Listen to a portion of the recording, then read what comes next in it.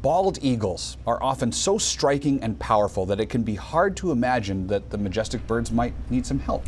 One eagle, though, in Vassalboro recently found itself in some trouble, and a Mainer stepped in to lend a helping hand.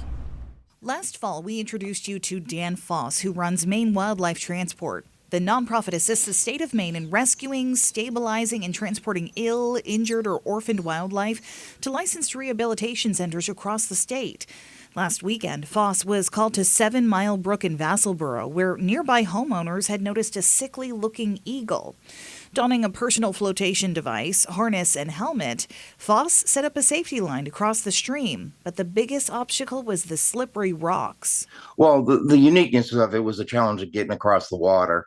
The good thing is that worked out in my favor was not having to carry an eagle across the stream. So that helped out that he went to the other side to try and avoid me. But when I put the net over him, there was no fight. And typically an eagle wants to get away from you. He basically just gave in. And that's not a typical reaction for an eagle. They want to get away from you. They don't want anything to do with you. And there was just no fight left in him. Foss took the bird to Avian Haven, where he said it's being treated for high lead levels as well as a leg issue. He said the bird is also being tested for avian flu.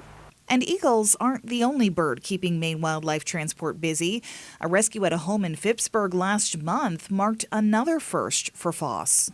I got a call from a homeowner that thought she had some type of an animal in her chimney, and it turned out to be, well, I took one barred owl out, and I always check to see if there's a nest.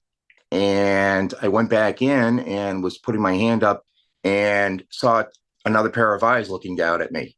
And that's the first time that I've ever taken two barred owls out of a chimney.